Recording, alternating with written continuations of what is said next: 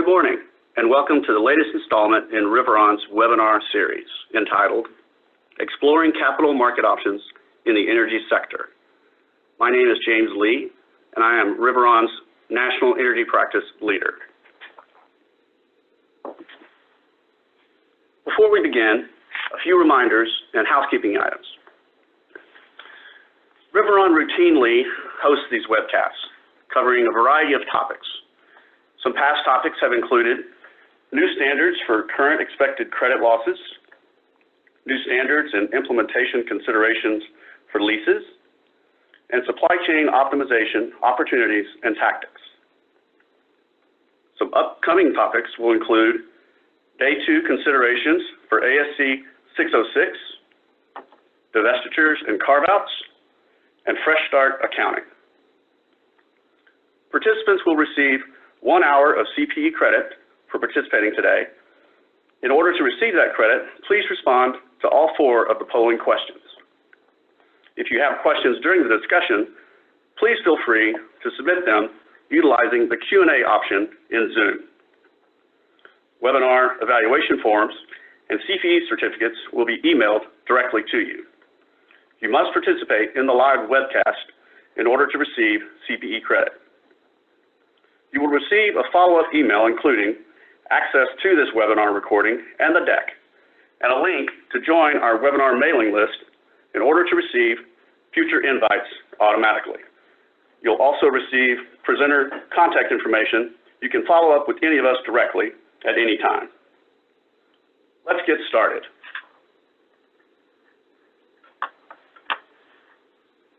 Joining me today are 2 Riveron Managing Directors, Zac McGinnis and Damon Kade. Zac is based in Houston and is our national leader for Riveron's Capital Markets Advisory practice. He has advised dozens of clients over the years, navigating various paths to capital. Damon is also based in Houston and leads our performance improvement practice for the energy industry. Damon has more than 20 years of experience in consulting, as well as executive leadership roles in industry. Now let's briefly go through today's agenda. During today's call, we'll discuss various paths to the capital markets. We'll also discuss timelines and considerations for both IPOs and SPACs. Damon will address considerations and common challenges organizations face in becoming a functioning public company. Finally, we'll wrap up with any time remaining for Q&A. Now let's begin with our first polling question. To learn a little bit more about the participants on today's call, we asked the following. My organization's core subsector is upstream, midstream, downstream, services, alternative energy, and other. Please respond to the question. Zac, while we're waiting on the participants to respond, what are you seeing today in the energy capital markets? Thanks, James. Yeah, the overall IPO market over 16 through 18 has really been proportionate to kind of the overall global economic recovery. We'll go through some more specific data on the next slide, but overall IPO markets coming into 19 were pretty strong. Q2 19 has seen in certain industries also an uptick. The contribution of the energy sector, we've seen less and less, particularly into Q2 19. But one of the reasons why we wanted to do this webcast was to talk about all capital markets options, not just IPOs.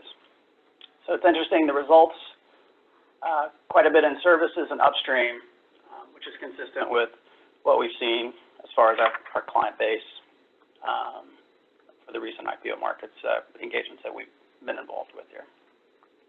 So we'll go to the next slide.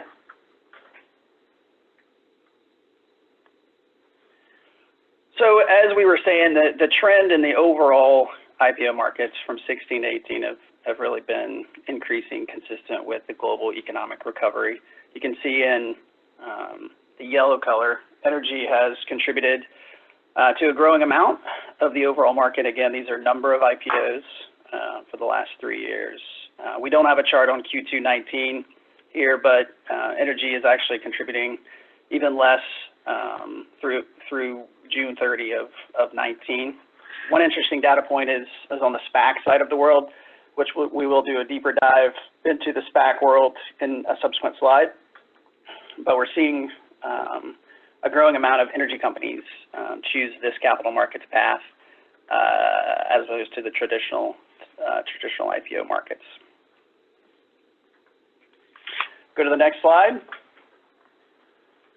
So this slide kind of is a very high-level summary of the more popular capital markets paths that we've seen our clients take over the last few years, the advantages and the disadvantages. So we'll hit on a few of these, and as I mentioned, we'll go deeper into the traditional IPO path and the SPAC merger path, which are areas where we've seen a lot of activity with our clients again over the last few periods. IPOs obviously are the most understood of all five of these, the most popular at least in accessing capital. Some obvious advantages and disadvantages there on the slide. Access to capital and interaction in the public markets for future deals is an area we see our clients be attracted to. 144As for life or with reg rights. Some people call these a private IPO, where your access is limited to qualified institutional buyers only, so sophisticated financial institutions generally. Generally with reg rights, you'll see these instruments flip to the public markets within 180 days. As I mentioned, SPACs we'll do a deeper dive into in a little bit. Divestitures, many will know as carve-outs or spins, in which capital is or is not raised, depending on the structure that is entered into. And then DPOs, direct public offerings, is an area where certain markets, not energy, has seen some activity in 2019. Some high-profile tech companies have gone into the public markets via DPO, which is not a capital-raising event, but rather legacy shareholders are allowed to sell their units on the public markets. So again, a high-level menu, if you will, of all paths that we generally see with our clients. We'll go to the next slide. Polling question 2, if you respond, my company is considering access to capital markets in the next 12 months by way of A, public markets, B, private markets, C, divestiture, D, corporate merger, M&A, or E, none. So James, as we're waiting for the results, what are some of our executive management team's mindset as they're considering entering this space?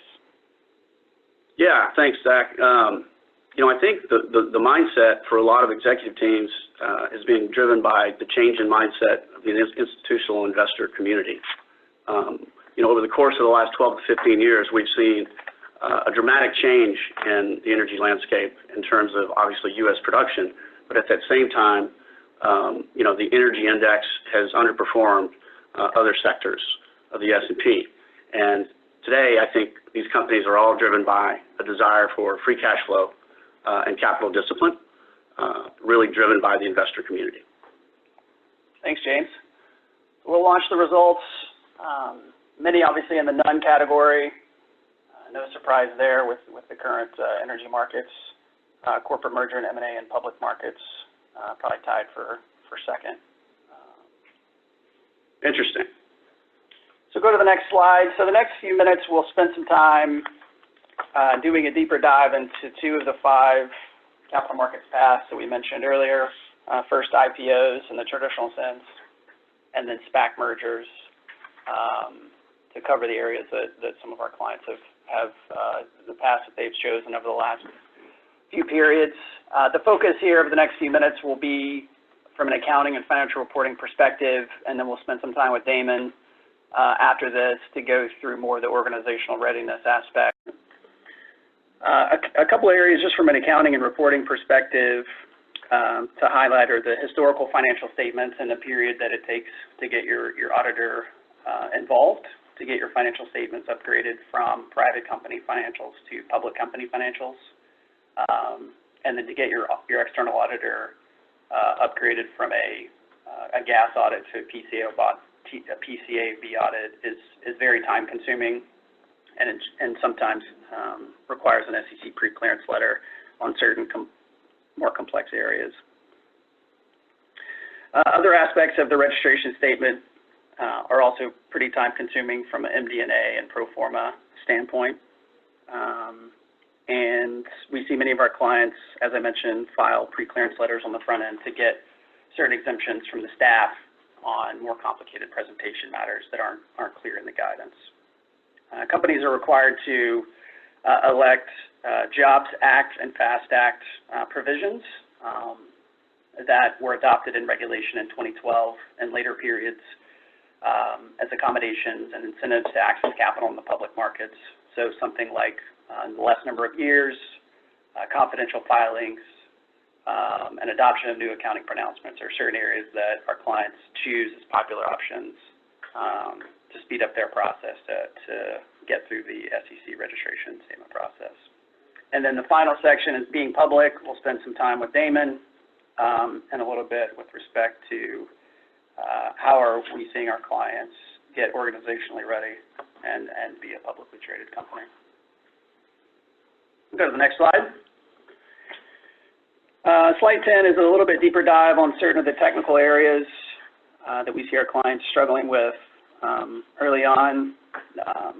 A good example is deal EBITDA versus SEC EBITDA. We've had clients that have come into issues of confusing investors with respect to what their adjusted EBITDA position is over the historical periods from a sell side or buy side deal perspective versus what is acceptable by the staff. An area to address early on in the process is to reconcile the two together for investors understanding that the SEC has a pretty narrow fairway with respect to what's acceptable as an add back to get to adjusted EBITDA or whatever your non-GAAP performance measure is. Versus in a deal,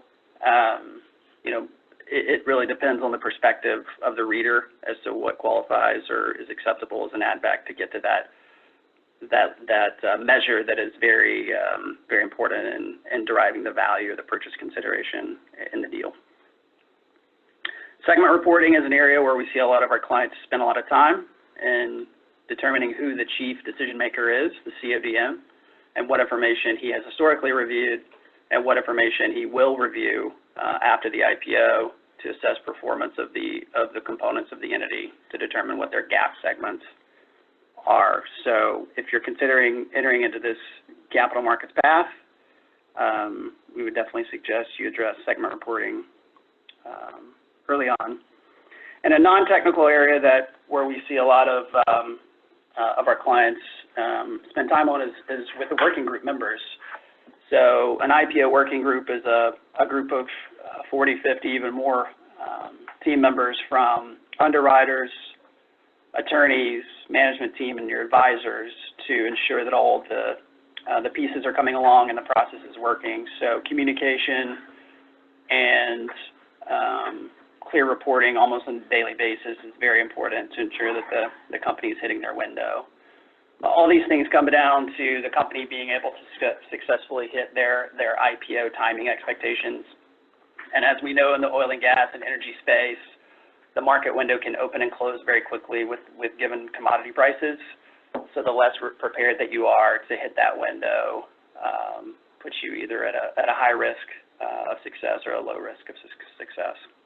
So a lot of these back office areas and organizational readiness areas are very important with respect to monetizing in the way that you hope to monetize in the future. Okay, go on to slide 11. So we'll go into SPAC mergers in a little bit more depth before we go on to Damon's piece. But SPACs are, as you saw from the earlier slide, SPACs are becoming much more popular in the energy space. A SPAC is a special purpose acquisition company. It's a vehicle in which a blank check company raises capital in an IPO first. It's an entity with no revenue, no activity, a management team with a goal in 24 months or 18 months to legally acquire a private operating company. And then as a result of that transaction, the private operating company then becomes the SEC registrant going forward.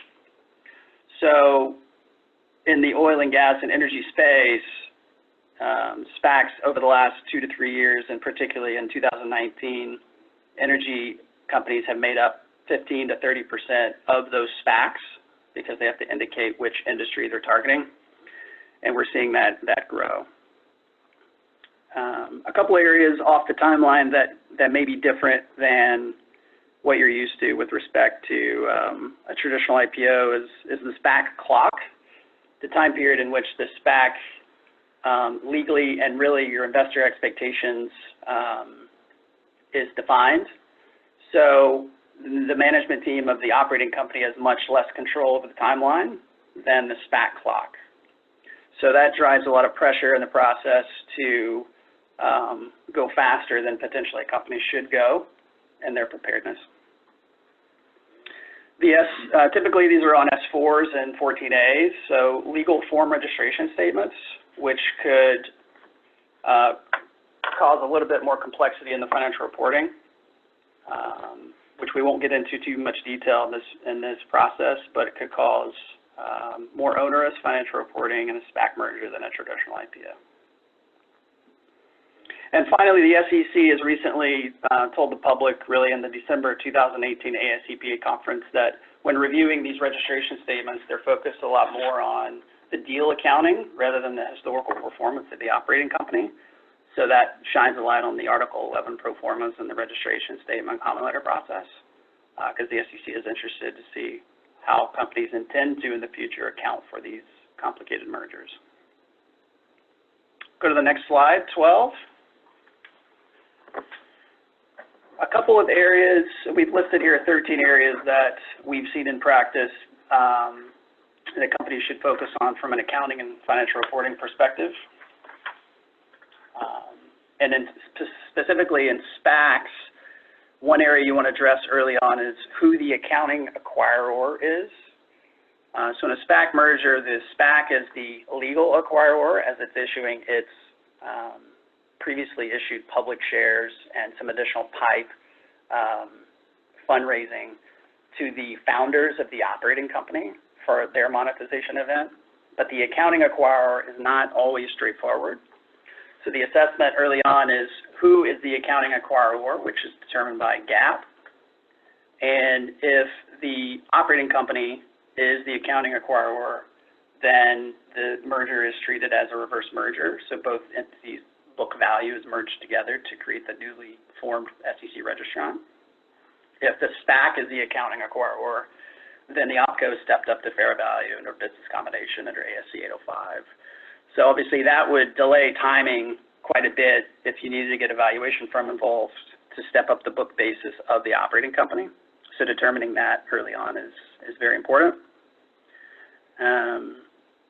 The pro formas are an area where there's some complexity, particularly in a concept called min and max scenarios, so where if the original SPAC investors fully redeem their original investment from, let's say, 12 or 18 months ago, that obviously drives the post-merger ownership structure and would drive, obviously, the accounting for the transaction.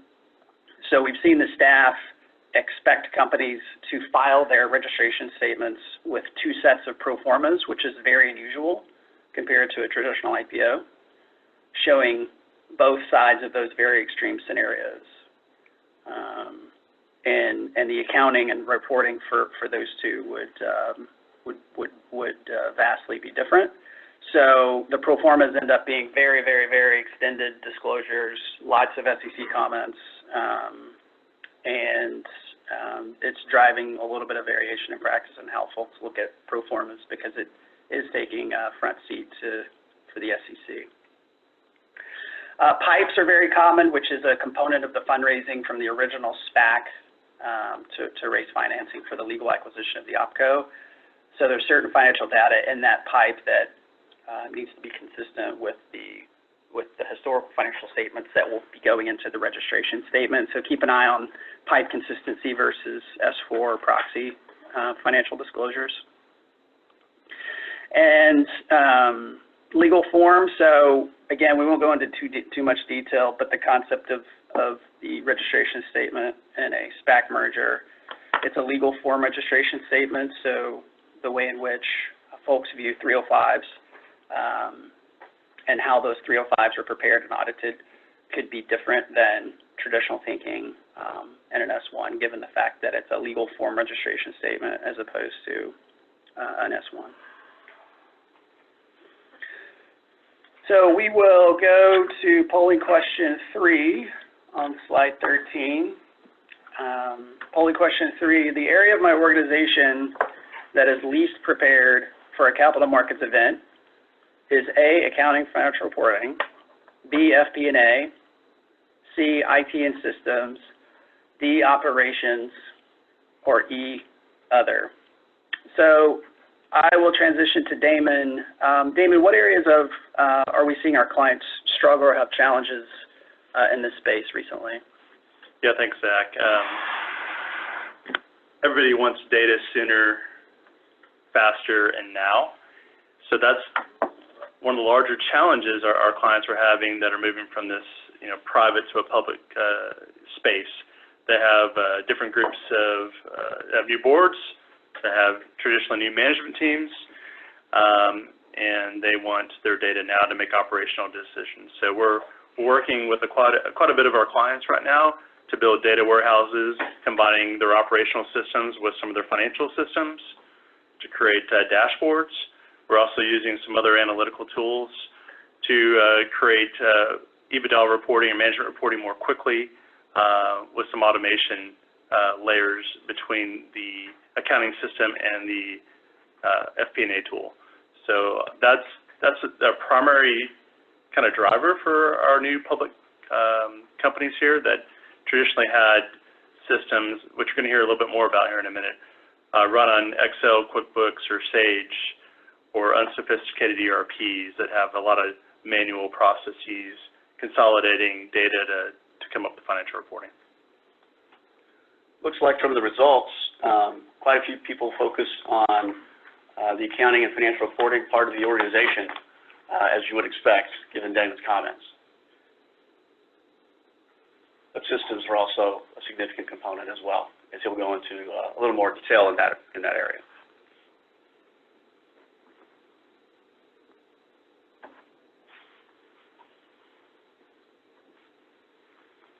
Great. Well, again, this is Damon Kade here. I'm in the Houston office here with Riveron. Excited to be talking to you all today, and excited about this topic. This is pretty near and dear to my heart, helping companies transform and moving from a Excel-based or a smaller system-based shop with a handful of people in the back office to a more sophisticated operation that needs to report out to their investors into the street. So, very exciting topic for me. I actually have a guest speaker tag teaming with me today. His name is Mayank Shukla. He has about 14 years of consulting experience. He's doing a number of these transformations for myself right now for a new public company. So excited to bring Mayank along for the ride here, and he's going to address a few slides that he is an expert in and kind of some of his past client situations and provide some additional color. So excited to have Mayank here. Thanks for joining. So on the slide that we have here, this is more of a view from a CFO's office with a little bit of legal and corporate development touch. A lot of these companies, we have new controls that we have to put into place, or controls were non-existent in the private as a private company. Heavy Excel use, no internal auditor, not enough people, quite frankly, to have segregation of duties. So this is just an example of the controllership, the finance, and then some of the legal and corporate development views at a macro level, and just giving you an idea of where we're helping some of our clients today and where our clients have a lot of needs. So obviously accounting, we want to have a controlled environment that has segregation of duties, that minimizes risk or fraud or duplication of payments. We have financial reporting to the street. Obviously, we need to get out through some sort of XBRL tool. We want to do that more automatically from our accounting system. A lot of our private companies are doing this more manually or don't have to do it at all, obviously, because they're private. Internal audit, internal controls, these are going to be new for these organizations.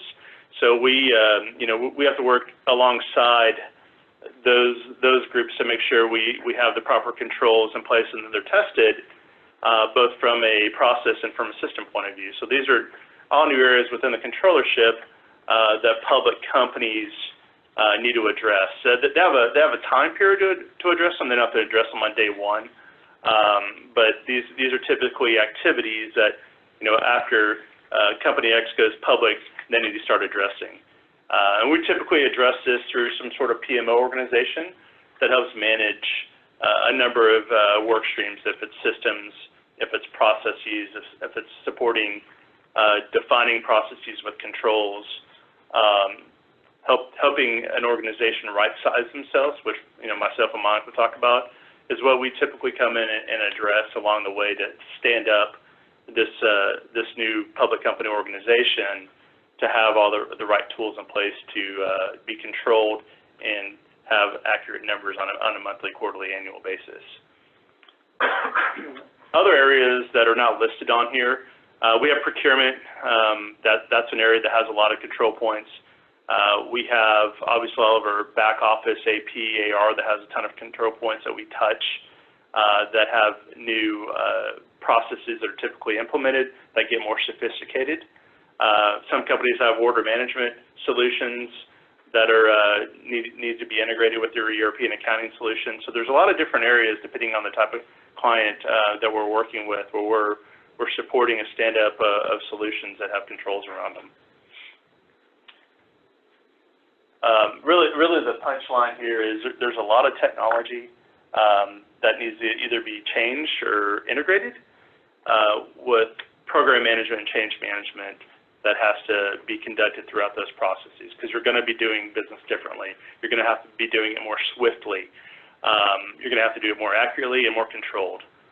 So that's typically where we're coming in and supporting organizations and working with those stakeholders and third parties, such as internal auditors and controls companies, to implement these types of tools.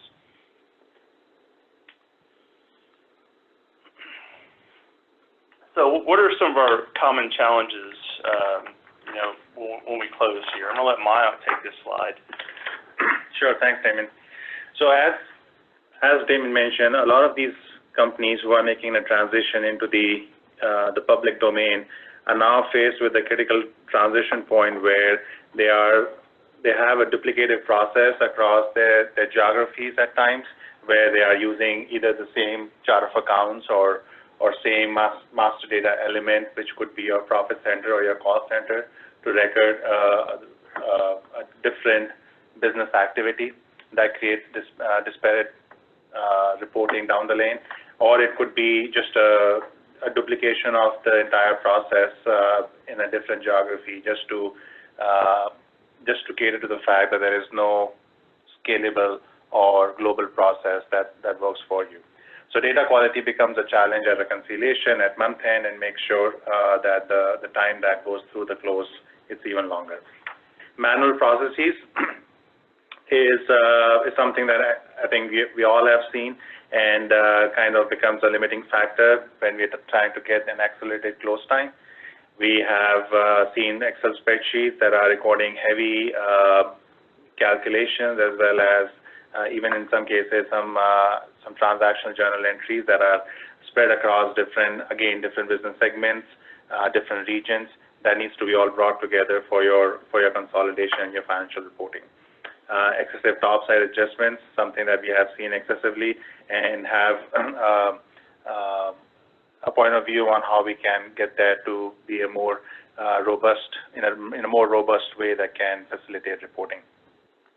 All these spreadsheets creates a lack of transparency and creates a lack of understanding on who's doing what and when the task is being done and who's executing it from what organization. And then lastly, the skill set. If you think about the people who are actually with your company, moving from your private to the public domain, are now being showered with all these new requirements from your compliance perspective, from your investor community perspective that they now have to either do a reporting, a new kind of reporting to facilitate that, or just being able to wear multiple hats. So the workload balance becomes critical, right-sizing your team with the kind of people that you need for your day-to-day job as well as for your supervisory knowledge to make sure your team actually is doing where they need to put their attention in. So if we move on to the next slide, this is to create a contrast between what we just discussed about the challenges that we see with private companies, where you would typically see a closed calendar of somewhere between 15 to 16, give or take some, to the best practices that we have seen and executed in our experience, to where we actually want our clients to be if we want to go down this process improvement work. So you see typically that all your subledger activity starts on workday -3 or -2. You start depending on where your business is. You may move one of these boxes to a little bit right or left, but on a whole, your subledger activity is rolling through, recording all your day-to-day transactions between workday -3 through workday 0. And you start, getting all with your banks, making sure your bank payments are in process, your FX rates are loaded for your corporate consolidations, and depending on, again, the kind of firm, your APAR intercompany matching is on the boilerplate now for people to come in and start working on. Starting workday 0, you start having all these entries pushed into journal ledger, so you now have actually some visibility on the postings that you are seeing by legal entity. The company can, depending on the kind of setup and the process you have, can start working on intercompany reconciliations, your AR/AP matching, or any other kind of intercompany profit and inventory eliminations. And then your manual adjustments. If you have a LCM adjustment or you have an accrual adjustment that needs to be booked, all these are going in at this point and making sure that we get done by that on workday 2. Starting workday 2 or 3, we get into the consolidations, depending on, again, the sophistication that you have and the system and processes you have. This could be a quick turnaround, or should be a quick turnaround, where where you do all your eliminations, your translations, remeasurements, depending on what kind of effects you require, and then being able to provide your consolidated reports. At this time, you have your high-risk profile balance sheet accounts that you're reconciling and making sure that you are giving confidence to your controllership organization that a lot of these high-risk accounts are tied up. And then you get into between your workday 4 and 6 into your post-close processes. So now you are at a point where you can close the books. All your entries are either going to be top sides or going to be, booked in the next month. And you are starting to put together your review package for your controllership organization. This is where you start getting your XBRL preparation, your variance analysis preparation, and just being able to get ready by workday 6 on your dialogue with your leaders on explaining the actual results. Next slide. So we wanted to wrap a bow on this discussion with the best practices that we have seen. Now, again, this relates, piggybacking on Damon's comment, this just relates to the corporate consolidation work, but as a firm, we have done extensive work on, the procurement to pay, the order to cash, and all the subledger processes as well. So as an example of that, the best practices for the consolidations, you would want to have your consolidations, like we just discussed, in a day or two. To enable that, you need to have an automated and consistent intercompany eliminations. These eliminations need to be consistent not just across the different geographies, but also if you think about from your reporting standpoint, you think about your legal reporting or your legal eliminations, matching it to your management eliminations or your tax eliminations. It all needs to tie into the common consolidated result, and the more seamless elimination, calculation, or process you have, the better it is. Same logic goes for your translations.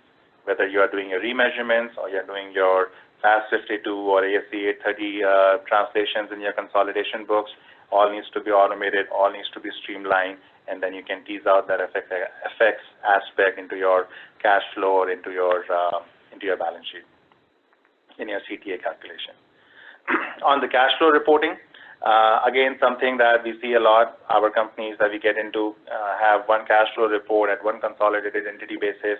We want to break it down to a cash flow reporting at a monthly level by legal entity or any level that makes more sense for the business to operate on a monthly basis and be able to tease out the FX component if you are a firm that actually deals with multiple geographies other than US. Being able to accurately report the cash flow also enables or is also built upon doing a lot of automated roll forward reporting. So think of your fixed asset roll forwards, your debt roll forwards. So what goes hand in hand with an automated cash flow report is your automated roll forwards, which is extremely beneficial for the clients. And lastly, on the tax, something that typically does get ignored but should not is something that always gets integrated with this rollout. You have your tax provision entries, you have your deferred tax entries. All these can be in some shape or form automated and be able to provide that tax close, if you will, in a quicker way as well.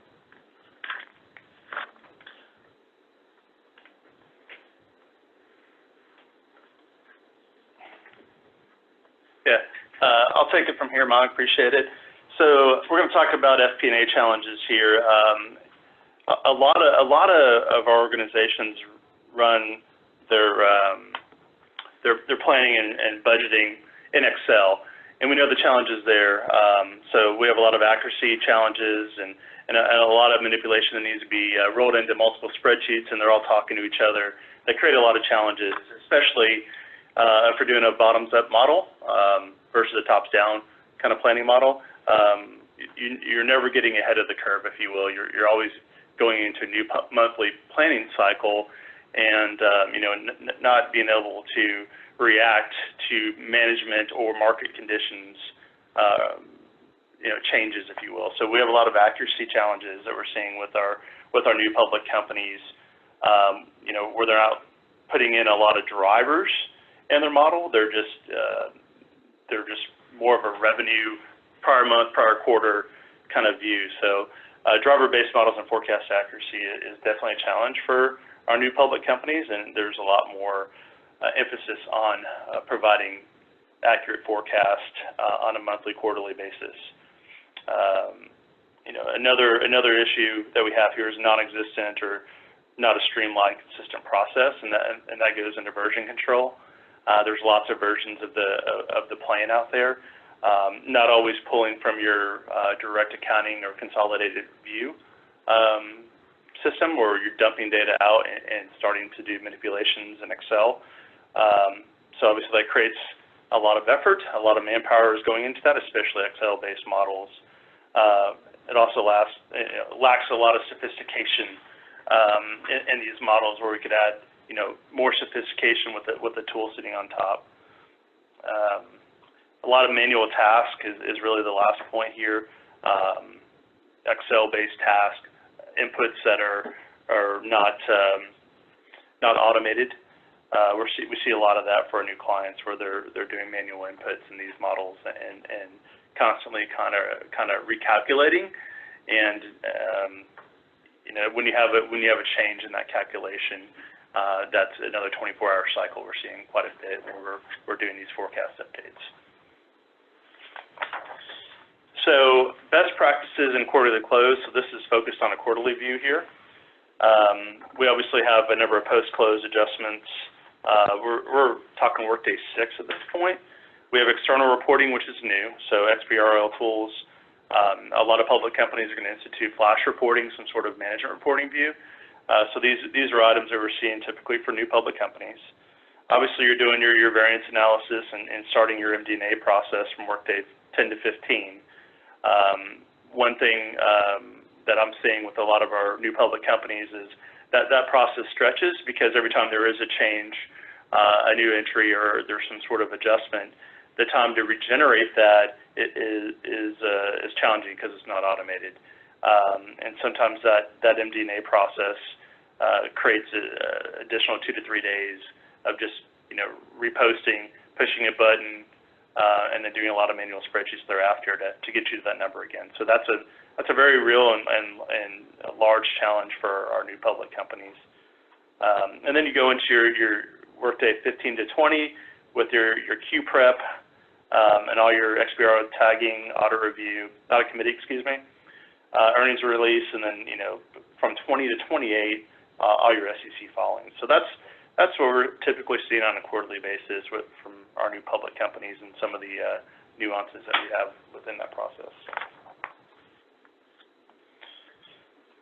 So best practices, I alluded to a number of them right now, but I'll touch on them here again. Is obviously a planning calendar is key to success and following that planning calendar and having a individual manage that. That is kind of watching and managing that group of individuals there and making sure they're tasked on certain deliverable dates and coordinating the entire process. We talked about driver-based planning and analytics. Rolling forecast is something that folks do quite a bit of in the public company space. 6-quarter rolling forecast is what I typically see with a lot of our clients. That usually turns into their budget at that time of the year. They just take a snapshot of the forecast. So you're constantly updating your forecast and taking a snapshot of budget when you're needing to calculate like AIPs and stuff like that on an annual basis. And of course, zero-based budgeting from a G&A point of view. Optimizing, the technology that we have within this. Obviously, an integrated technology is something that Excel doesn't have. That's needless to say. There's a lot of tools we're going to talk about here on the back side of this part of the presentation, so I'm not going to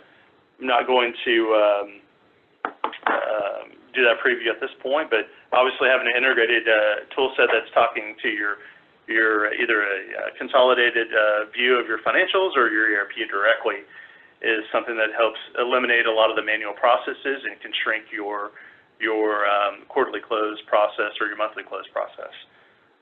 Also some dashboards to get that operational data alluded to in the polling question earlier, so folks can manage the business on a daily basis, not just when financials are prepared during the month-end process. So that's something a lot of these management teams want to see now, and estimating out revenue during the month is important for folks to see how they're tracking so there's no surprises at month-end or quarter-end. An efficient organization, obviously, a lot of automation, having the right folks in place that know how to leverage that automation that have been in the public company space before is needed. Developing a center of excellence. How you did it before isn't necessarily how you're going to do it when you're a public company. So it's going to change. It's got to be more sophisticated. It's got to be more accurate. It's got to be faster. Those are the 3 key areas that most of our clients are touching on. And obviously behavior, right? We don't want our people working every weekend, working till midnight to update our plan and our figures. So we want to be efficient with the technology we use and make sure we're leveraging automation where needed. So page 21 here, common challenges related to hiring the right talent. I touched on some of those again. Obviously, your skill set is going to change. One thing that's not on here is folks typically go out and hire public company CAOs and controllers, folks that have SEC experience, folks that have investor relation experience right away, and then they need to layer in the individuals underneath them. So sometimes that workload is pretty high for those individuals when they get in because it takes them a while to staff up and find the right folks to support their organization. Also, right-sizing their organization is challenging. What you're doing before is changed, right? You have a lot more activities you're doing as a public company. You have probably more forecast. You have your SEC requirements. You have additional controls. So you're going to have more segregation of duties, which requires more people most of the time. So your right-sizing your organization is something that you need to really focus on and have somebody help you with that at the beginning there to figure out what that looks like. What are other companies doing that are in your space? What are other companies doing that use your types of, that's in your service line, it's in your business. So that's very key. The last piece really is around earnings release, and when you're trying to implement something new, right? When you have your quarterly process, and getting time for individuals to help you stand up all these new solutions, these new controls, and do their day job. And that's really, really important to manage that time and workload, because most of the time you're not standing up these solutions before the IPO. You're hiring people, you're standing up the solution, and you're doing your day job. So right-sizing that organization, you could surge with temporary labor or consultants. Typically, that's what we see. And then when you get to a stabilization point, whatever that looks like for your organization, and then you can right-size and run that organization in a stable environment and hit all your metrics in terms of close days on workday X and reporting to the street on workday Y during a quarter period.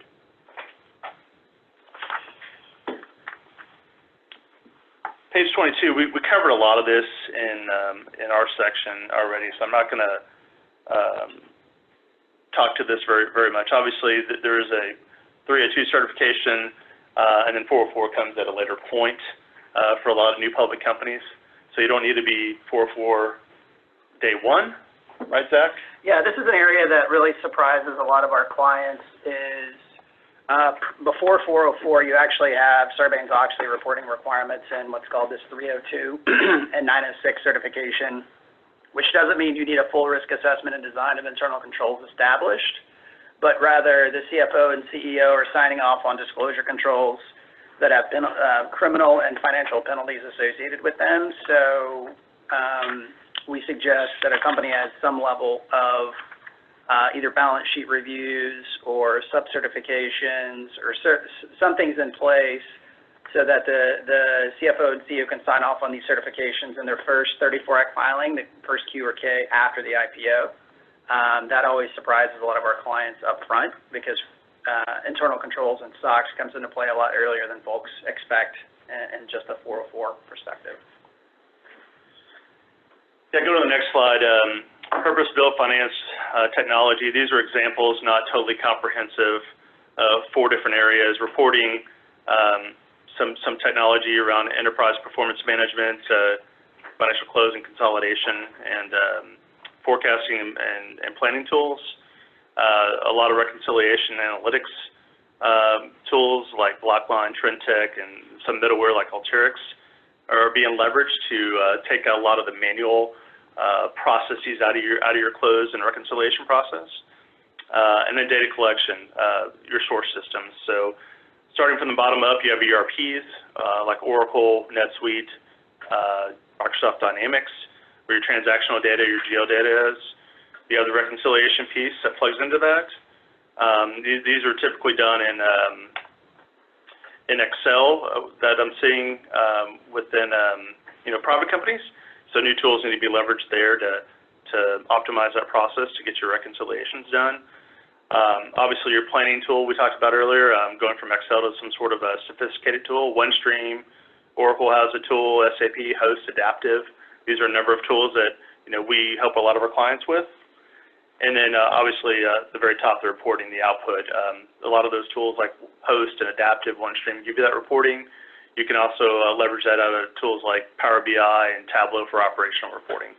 So these are some of the technology components that you have within these 4 finance areas. So lastly here, kind of closing here, we talked about a number of the standardizations. We talked about chart of accounts rationalizations, driver-based planning.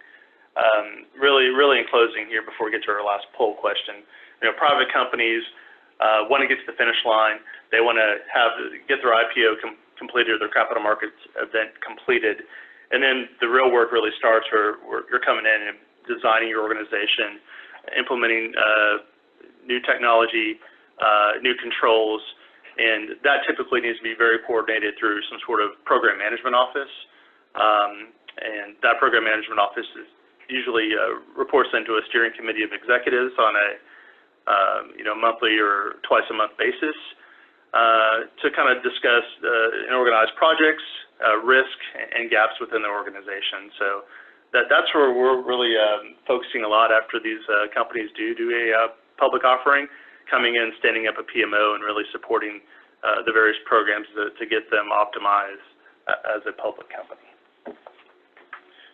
So the last polling question, and I want to focus this polling question on oil prices.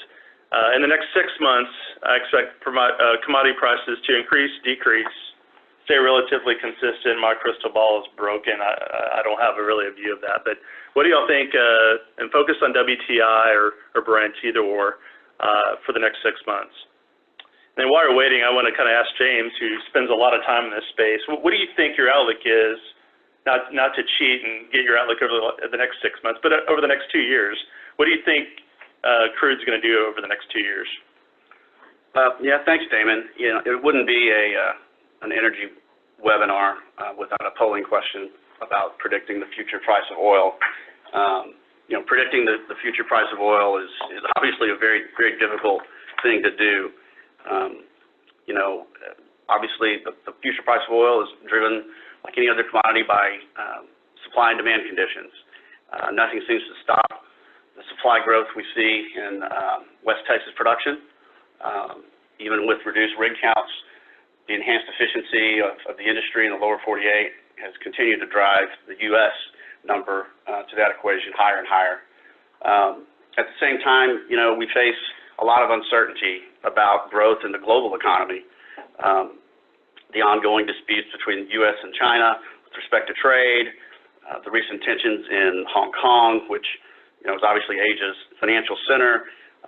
These are really negatively impacting today's outlook on growth in the global economy, which is the ultimate driver in demand for crude oil. So I think with the current uncertainty here in the near term, we're likely to probably stay range-bound for a period of time. But I think a lot of these uncertainties, the parties involved have every reason to try to work through those things. And I believe that we'll see demand increase. I believe that some of the uncertainties with respect to growth in the global economy will get resolved, which will continue to provide that leg up that the industry needs. So with that, you know, again, just a quick reminder that the webinar has been recorded, that the deck will be available to all the participants. I want to thank Damon, Zac, and Mayank today as our presenters, and I also, of course, want to thank all of the participants for joining us on today's webinar, and also encourage you to participate in future webinars that Riveron will be presenting. While we don't know the future of the price of oil necessarily, we do know that many organizations are interested in being public at some point. And in order to do that, as you've learned today, there's a lot of work required in order to prepare an organization and also to get through the SEC registration statement process. So if you do have follow-up questions, there's a lot more detail that we are more than happy to provide. Please don't hesitate to reach out to any of us. We'd be more than happy to talk with you and answer any questions you might have. Thank you again for joining.